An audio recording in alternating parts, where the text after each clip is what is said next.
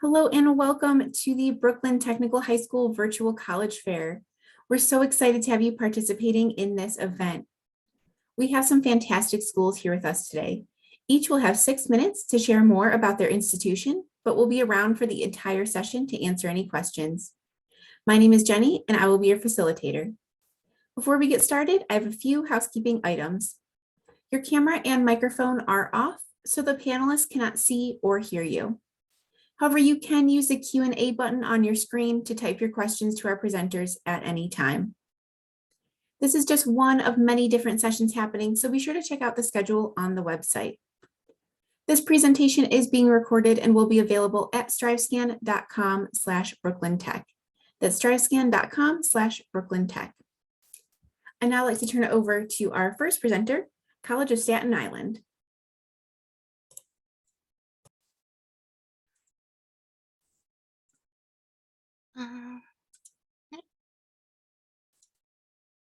Hello, everyone.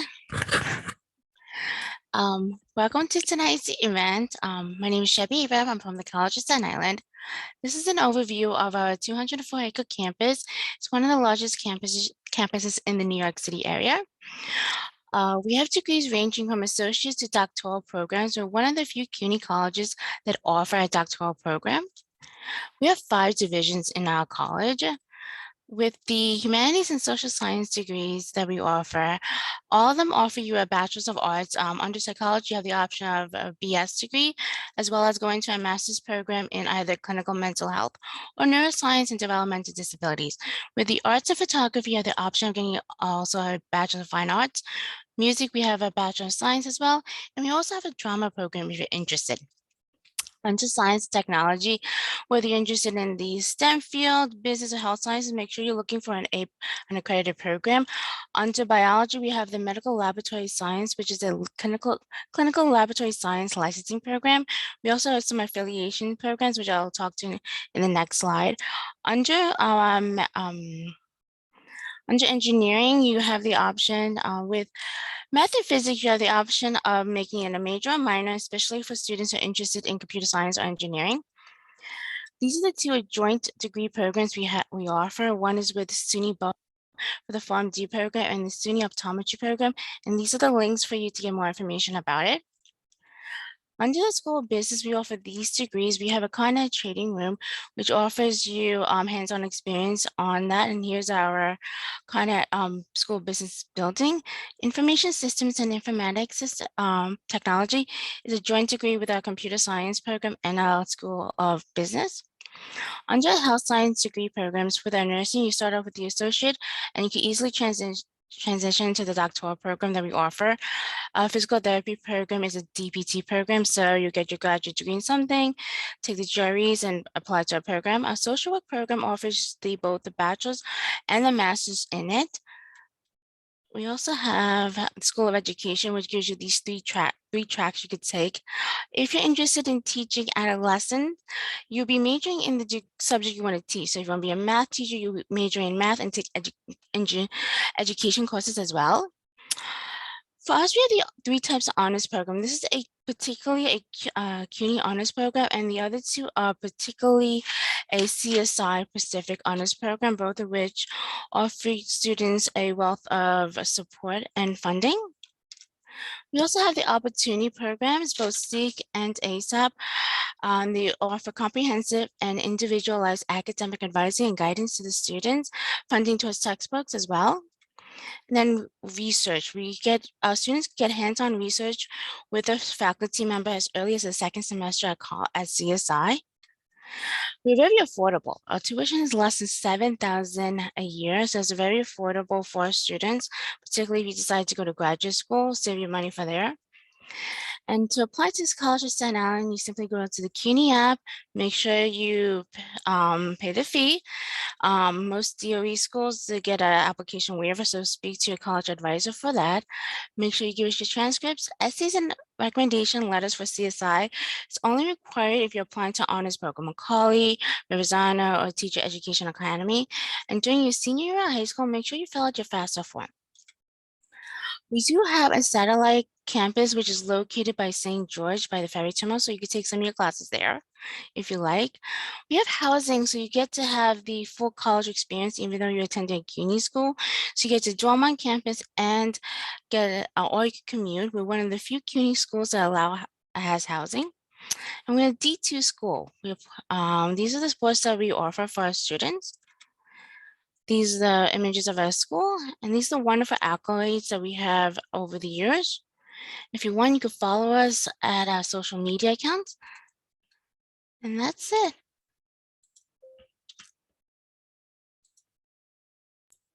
Thank you so much. I appreciate it. A reminder to all of our participants that you can use that Q&A function if you have questions for any of our schools here at any time during their presentations. Up next, we have Hunter College. Good afternoon, folks. All right, let's get presentation up and running. Cool. So good afternoon, folks. My name is Jarvis. If you've seen the Avengers, you can also call me Vision. I graduated from Hunter in 2013. I majored in chemistry. I also might have triple minored in math, physics, and sociology. So I've got about 300 seconds. So let's blitz right through this. All right, so Hunter's slogan is Mihi Cura Futuri, which means the care of the future is mine. And we display that in a couple of different ways. So we're going to talk about a few really quick. Starting with our location and what we're about. So we're located right in the heart of Midtown Manhattan, specifically Lexington Avenue and 68th Street. We have a couple of buildings on our main campus as well as some satellite campuses. So we're kind of sprinkled all over Manhattan, as a matter of fact. And with that said, the entire island becomes your campus, which is kind of cool, all right? So in terms of what makes up our Hunter Hawks, we have about 20,000 students, a good amount of undergraduate students and some graduate students as well, and they come from all corners of the globe, which means tons of diversity. And I think that's one of the reasons I enjoyed Hunter so much, the ability to meet a ton of different people there. And I think also having that opportunity kind of makes you a better human at the end of the day. Moving on to academics, we offer a ton of different programs. As I mentioned before, I had like 4 different things like to my name here. So we offer a lot of different programs. If you're interested in like pre-med, pre-vet, pre-law, pre-dental, we have those as well as tracks that you'll work on in addition to your major. Our average class size is about 28 to 29. Student to faculty ratio is 13:1, which makes sense because we have over 2,000 full-time faculty members. In terms of getting your degree, it's pretty straightforward. You've got the CUNY core, which is a set of general requirements and not required courses, so that's super flexible. And then there's your Hunter Focus, which is pretty much foreign language. And then your major and your minor, you guys know what those are. All right, and so a lot of people think that because that Hunter is a urban campus, there isn't a lot happening there. Couldn't be further from the truth. We actually have over 100 clubs and organizations at the college, each with their own specific aim, ranging from social, political, sexual orientation, hobbies, interests, academics, and even a couple of random clubs. For example, we have a ham and cheese club at Hunter, so that's pretty cool. If there's something we don't have, you can start your own club. I was one of the founding fathers of our video game club at the college, so that was pretty dope. In addition to that, we have over 15 Division III athletic teams for our students. So we kind of work a little bit on athletics as well. And if sports just isn't your thing, we have intramural and fitness classes. So like yoga, Tai Chi, and Pilates, which is pretty cool. 7 student-run publications. One of them is actually a comic book series. We have 4 art galleries on our main campus alone and our very own radio station. So there's a lot of opportunities to get involved in the Hunter community. And moving on to residence life. So we have 3 locations right now, as a matter of fact. Those are not quite the locations, so I'll give you those really quick. We have Brookdale, which is on 25th and 1st. We have a new location on 51st and Lexington, which is awesome. And our 3rd location is actually on 79th Street. So with that said, for more information on residence life, you definitely want to check out the residence life section of our website. All right.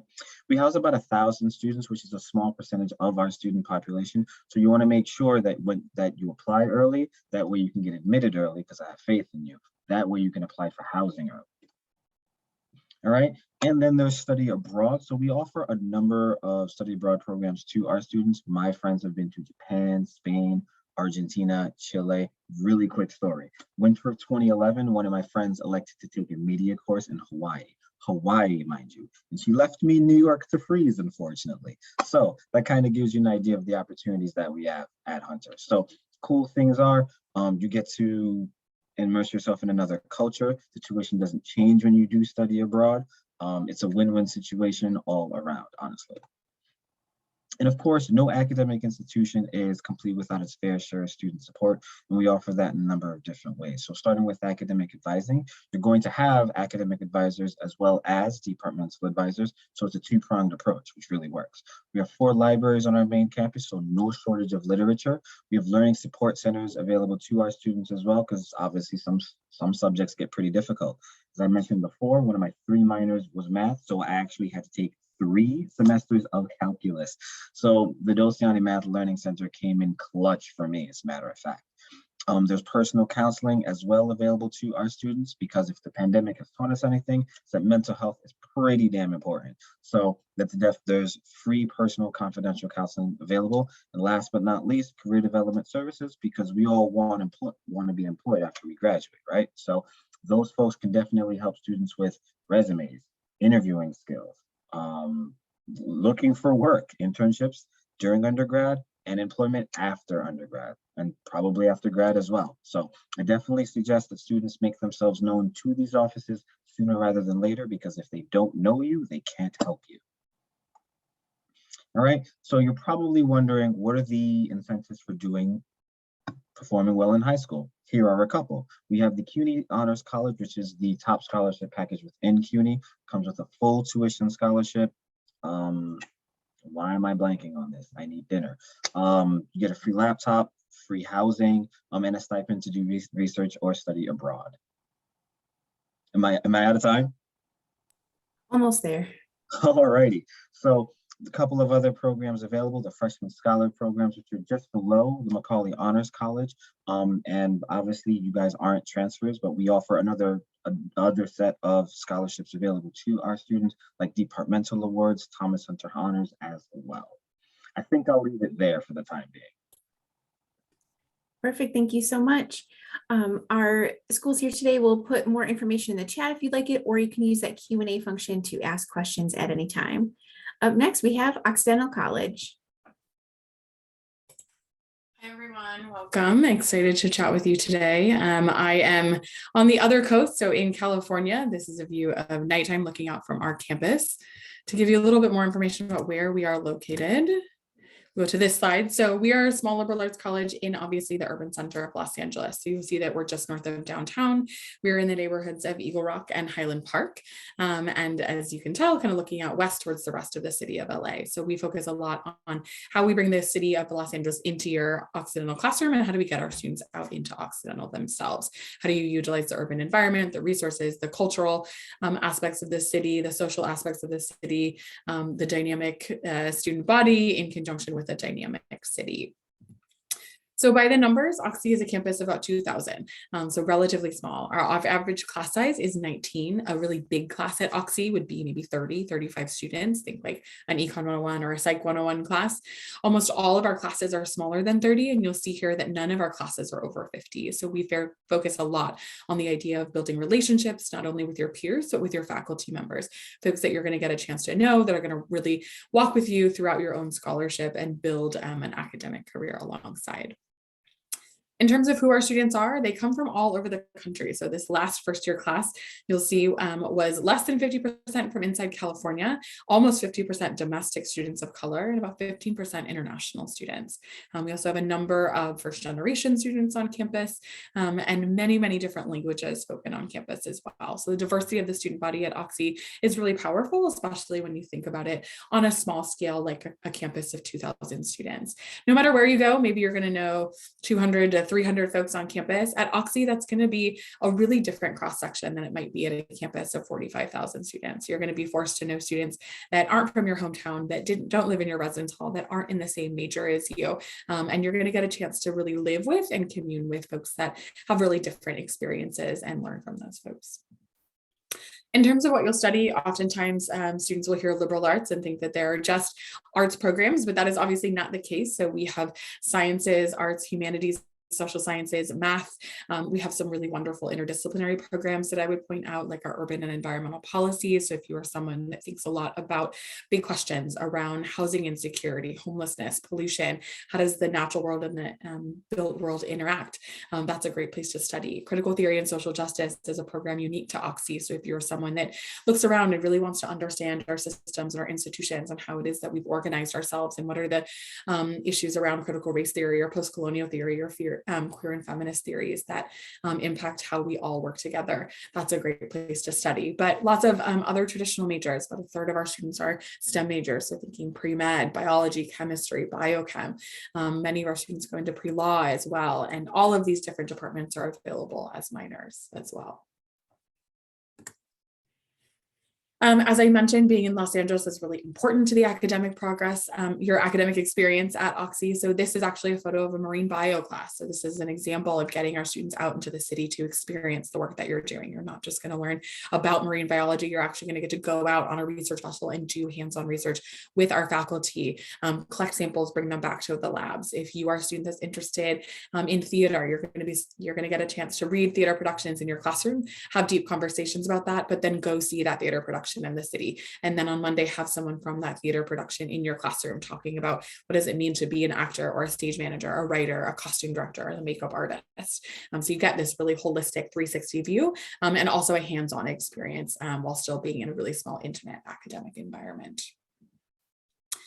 And as was mentioned before by my colleagues, student support is incredibly important. So you'll see here just a number of different academic supports, but also kind of like social, cultural, emotional supports on campus. We want to make sure that our students feel like they can arrive on campus and be as successful as possible, no matter how it is that they arrive on campus. And so academically, we have programs like academic advising. We have our Center for the Digital Liberal Arts. We have opportunity to go to office hours with your faculty members, academic mastery programs for students, particularly focused in the STEM departments. If you are a student that is coming to campus with a learning difference or just someone that needs a little bit of help in terms of study skills and organizing yourself, time management, our Dean of Students and our Disability Services Office is there to help you. Outside of the academic program, or I should say in conjunction with that, there are support programs for students that come from marginalized identities that we want to make sure that our students of all backgrounds, of all sexual orientations, of all gender identities are feeling safe, comfortable, supported, and a sense of belonging on campus. So we have a wellness center, we have affinity groups, religious and spiritual life. This is a photo of our intercultural center that hosts programs throughout the year, whether it's celebrating holidays or religious events, or it's just bringing Black barbers to campus so that students feel like they don't have to go out and seek those resources that maybe they had back home. So that's an incredibly important part of the experience. And then finally, Oxy outcomes. Where do our students go? As you might imagine, a liberal arts college really breeds students that are interested in so many different areas of the campus. So you'll see a breakdown here on this pie chart that they go into business and finance, into tech, into nonprofit and education, into media, certainly being in Los Angeles, music, that's important to us. Many of our students go on to graduate schools, they go into law school, and most of our students go directly into the workforce. So we see that a year out of Oxy, about 90%, 95% of our students are employed in the area that they were able to study at Oxy. So you can see some of the more recent and more popular employers of students at Occidental. And I will put my information in the chat as well, but you are always welcome to reach out directly to me if you have any questions about the application, the financial aid process, or what it might be like to go to school in Los Angeles. So thanks. Thank you so much. Appreciate it. Up next, we have Colgate University. Evening. I'm actually going to switch gears from what I had planned a little bit. Colgate's a bit different. We have a rural campus community, and you've already heard, I think, from 3 urban campuses. So I'm going to share a quick video with you to set the stage for my conversation here tonight.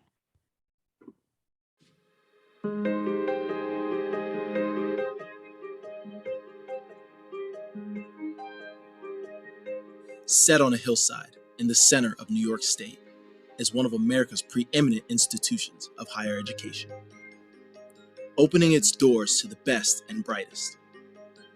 Colgate University offers 56 diverse majors, extraordinary research opportunities, more than 220 clubs, and the highest level of competition in athletics, Division I.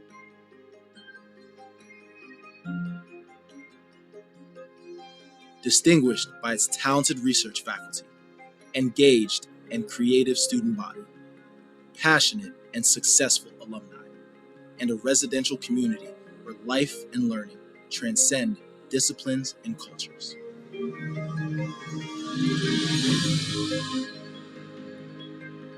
A scene of unforgettable beauty, of energy and spirit, of community and intellectual preparation for life.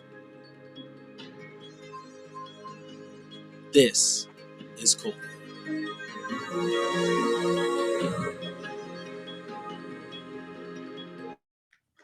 As you can tell, that's a little bit different than what we've been hearing from some of the urban experiences. So what I also wanted to do was just for a moment, going to hop in, need to stop my share here. Just going to hop into our, struggling a little bit. I had tested my technology, but I went rogue with the, with our opportunity there to show the video. One thing that I think is really critical about Colgate is that we're going to offer things at Colgate on a scale that is very atypical for what you're oftentimes going to see.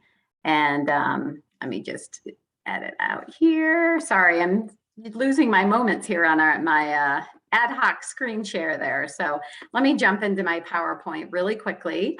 One thing that's going to be really important, and I'll go through this relatively quickly, is that Colgate is going to offer you an opportunity to have a scale that is very different than you find at many institutions. We have just about 3,000 students on our campus. We're located in Hamilton, New York. We are about 4 hours north of New York City, and we're an incredible combination of a research university and a liberal arts college rolled into one. Just over 3,000 students, 56 different majors, nearly 200 different clubs and organizations, and Division I athletics. We have students from all across the US as well as international students as well. You are going to find, obviously, the academics are going to be critical. We have world-class academic at a remarkably personal level. Average class size at Colgate is just 18 students, a student to faculty ratio that's 9-to-1, no teaching assistants, and a 94 to 95% retention rate for our first years to sophomores. This is a place where you get very personalized learning and a liberal arts environment that is going to truly highlight the opportunities for scholarship and intellectual exploration. And we do so in a residential community in a small college town. We guarantee housing for 4 years for our students, and the residential community is really at the heart of Colgate's student spirit and the ambition of our students. 92% of our students actually live on campus. It's not until your senior year that you have an option to live off campus.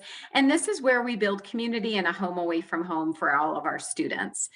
Similarly, we really value diversity and diverse expression of ideas and opinions, and our lifestyle and our residential experience at Colgate is about collaboration and living and learning from others within our campus community. You'll find that our students are here fully engaged in our campus community and using that time to pursue their passion about other aspects of campus as well. We have over 200 different clubs and activities for students to get involved in. As I said, Division I athletics. We just came off some great runs with hockey and basketball, and our students are also going to take part in experiential learning opportunities. Nearly 90% of all students will engage in undergraduate research with Colgate faculty, and traditionally in a non-COVID environment, about 2/3 of our students will participate in off-campus study as they really begin to celebrate their own investment in language study and also understanding and living amongst diverse cultures. As I referenced, the experiences of being fully residential, living on campus, fully engaged in campus activities is a wonderful education around the whole person. And that really provides an incredible opportunity for students to market themselves after Colgate. In a traditional year, COVID years, we had around 94% of our students gainfully employed within 9 months of graduation. More traditionally, we're closer to about 98%. And we really take a lot of great pride in our formal recruiting partners and work we do with students to make sure that they're employed and have opportunities post-graduation. And as I said, we do all of this in a very different experience than what you've learned about from our three previous colleges that are in urban locations. We do so in the village of Hamilton that just has about 4,000 residents. We have a great history, just over 200 years. We have an incredible vision for the future and the future of Colgate, and most of that is around financial aid affordability. And as you can see here, our goal is to eliminate tuition for families whose income is $80,000 a year or less, and to be no loan for families whose income is $150,000 a year or less. Plenty of time to learn about application cycles for the year upcoming. One thing to keep in mind for juniors is that we are test optional through the class of 2023. Thanks so much. Thank you. And a reminder to all of our participants to use that Q&A function if you have questions for our schools here at any time. Up next, we have Princeton University. Hi, I'm Jennifer Vigilante. I work at Princeton, and I am in the envious position of being able to read applications for Brooklyn Tech. So thank you all for coming here tonight to learn a little bit more about Princeton. I'm hoping this is all working out. So where we're located, we are in a suburban setting in Princeton, New Jersey. So Princeton has about 30,000 residents in our community, but we are pretty close to New York City and to Philadelphia as well. We are really focused on the undergraduate experience at Princeton. What that means for us is that we have a relatively small school. So we have about 1,400 students per class. So about fewer than 6,000 overall, about the size of your classes there. And our actual classrooms look something like this. You'll be sitting in a classroom with very few students and engaging in intellectual conversations with your professors.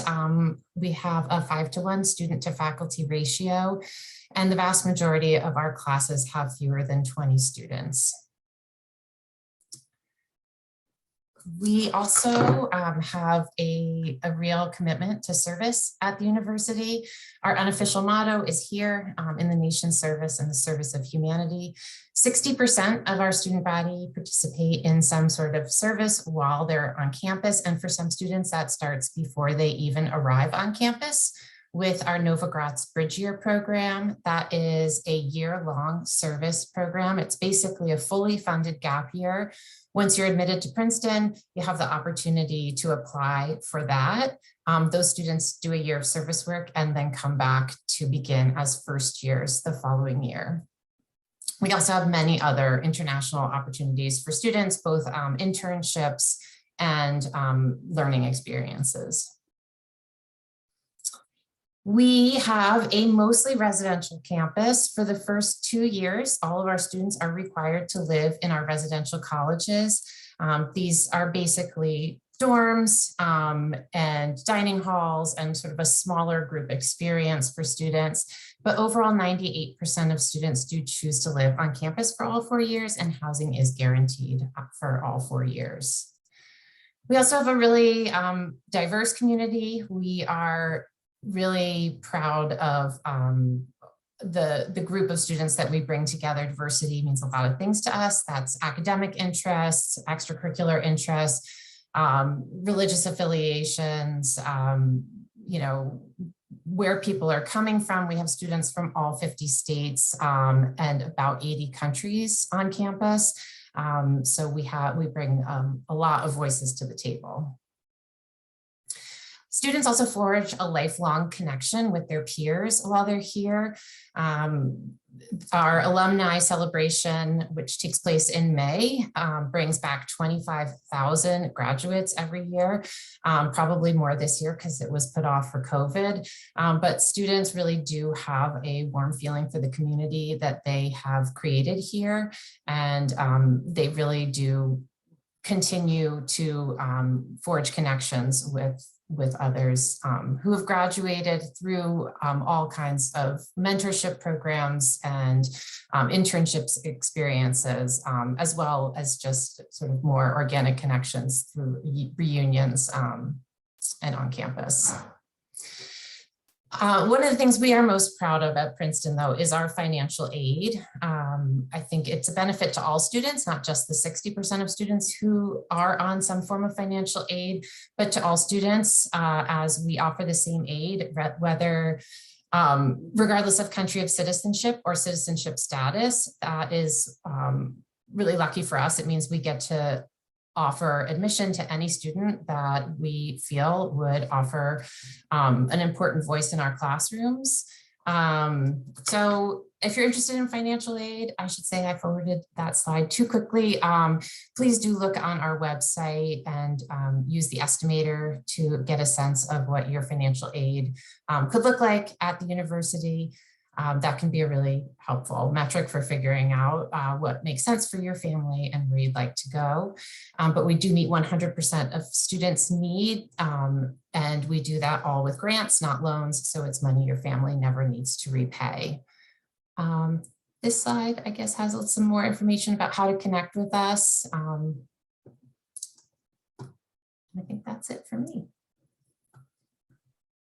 Thank you so much. Appreciate it. Thank you to all of our institutions here today. It was great getting to know more about them. We have some time for some Q&A, so I'll invite everyone back on camera now. So we have time to go through a question or two here. All right. So our first question for the evening is, what advice would you give someone going through the college search process? And we'll go in the same order, starting with College of Staten Island. My advice to the students is, if you're undecided, it's fine. Just look at the various programs that the school offers, both so that if you're interested in something between law or medicine, see that program has those tracks.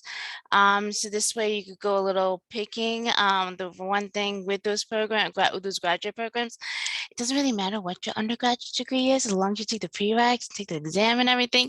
So definitely look into more than one program that you may be interested, whether you are sure you want nursing, make sure you have something else. So if you take a biology class, you find out anatomy is not your thing, you can at least switch to another program, another degree that school offers. So do look into a school that has more than one area major that you might be interested in, because many schools give you the option of double majoring, major and minoring. So take advantage of that. It's my advice. I would say, to make life really easy, reading is fundamental. I think I speak for all my colleagues here when I say that. Make sure you read things either on a school's website, communications that are sent to you, either one of those things, their applications. Reading is fundamental. A little bit of diligence goes a long way. You will save us time and save yourself a boatload of trouble. Please read things. I echo both of those pieces of advice. I would also just say be open throughout the process, be open to being surprised and finding schools you hadn't heard of, be open to changing your mind in terms of where you think you might want to go or what you might be interested in. I think we have heard our students say on panels like golden retriever vibes throughout this entire process. Just be really open, be excited about the process. And I would say utilize the folks that you see here on your screen, the folks in your high school, and any other admission counselors you run into. We are here to help you through the process. It's easy for me to offer this advice on this side of the desk, but I'm really going to encourage you to have fun in this exploration of college. College is a gift. It's an incredible opportunity. You're at a fabulous high school. You will have college options for sure. And really embrace that exploration engage in this activity with the excitement of knowing that you will have incredible college options, and don't let the number side of things right now. There's a little bit of a frenetic energy around acceptance rates and numbers and enrollment, etc. See the value in this, see the joy, and be proud of your accomplishments. There is a college for everyone, and remember that, and you'll find it throughout the process. I'm going to add on to what Jarvis said, because I feel like research is such an important component and sort of goes along with all of this. But once you've found those places you're interested in and narrowed down that list, I would just say take your time and really think about filling out the supplements, the applications in a careful way. You've taken all this time, you've done all this hard work through your college years, like take your time and narrow it down so it's not overwhelming, but take your time with those applications. We spend a lot of time reading them. So Thank you. That's all fantastic advice. And kind of to add on of what you all both were saying is to also just stay organized, because there is so much information that you're reading through. So if there's, a Google Sheets or something, or a calendar, some way to keep you organized for all the dates and deadlines, because they usually are hard and fast deadlines for those applications and scholarships, and you don't want to miss out on those scholarship applications. So just stay organized throughout the process as well, and that will help. All right, we have time for another question. So the next one is, what is one thing you want students to remember about your school? So you get another chance to let us know, a fun fact or just something you want students to walk away remembering. We'll go in the same order. Given that CSI is part of the CUNY family, you could take classes with not just in CSI, but any of the sister CUNY colleges, as well as if we don't have a study abroad program and let's say Hunter does, you could take part in that. So within the CUNY family, you could take advantages of all the various things that CUNY schools have in terms of study abroad and the resources that we have as well. I'd say to piggyback off of that, firstly, high five, Chevy, for that. Another cool thing in the CUNY system is the CUNY Baccalaureate program, which allows you to actually use all the 19 campuses to create your own major, which is pretty cool. You pick one college as your home college, and then you kind of just roam and take whatever you want. And also, tuition is super affordable, so enjoy that too. I would say think about, at least for Oxy, we talk a lot about being a liberal arts college that is residential, that is a small community, 2,000 students, but also has the benefits of being in an urban city and the opportunity for you all to live in someplace really different and challenge yourself and be in a new and dynamic city.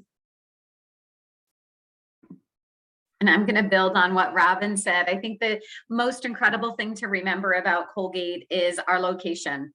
Our location is without a doubt our greatest asset as an institution. It builds a community that is ambitious, that's spirited, that's powerful, and we would encourage you to come check us out in your college search. Of the many things we hope the prospective students that we encounter remember about Princeton is that we offer grants, not loans, for our financial aid. And so that means that we guarantee to meet 100% of every family's demonstrated financial need. And that's done through grants, which is money that does not need to be paid back. And that ultimately allows 83% of our students to graduate debt-free.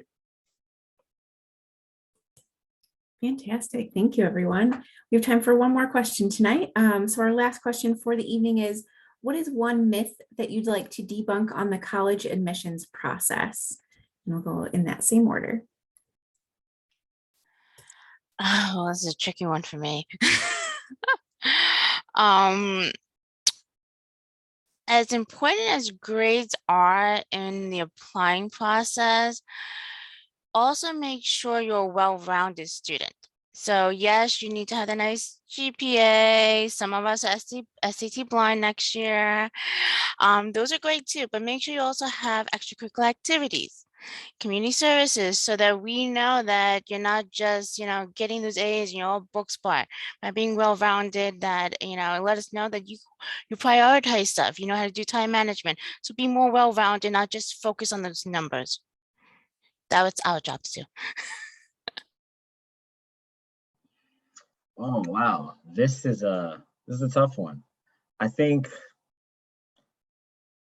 a myth that ought to be debunked is that admissions counselors are human, and that we ought to be contacted during regular hours, not at like 9 o'clock on a Friday night. Don't do it. It's not cool. We can do what we can in terms of like working with students. We'll absolutely advocate for you. But you've got to put in the legwork.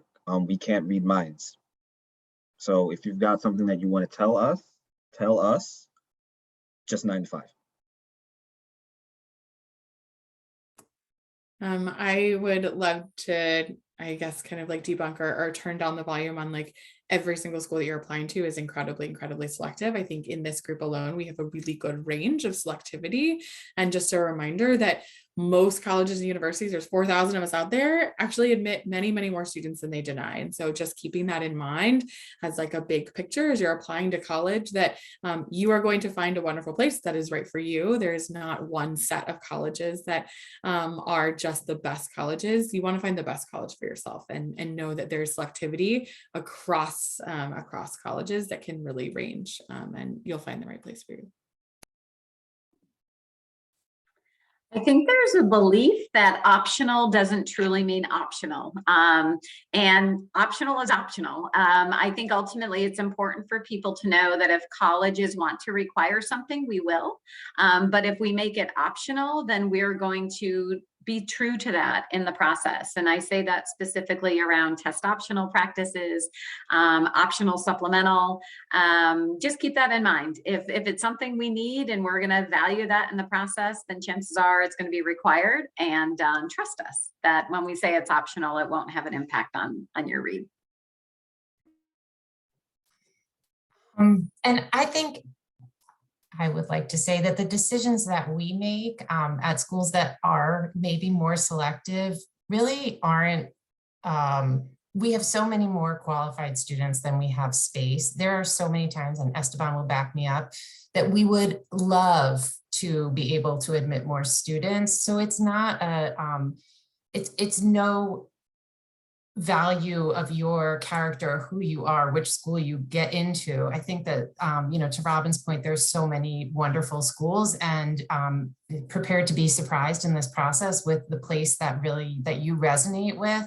And know that, college admission officers, we're doing a job in creating a community, but we have limitations, and it doesn't mean anything about individual applicants. Thank you so much, everyone. It's all fantastic answers.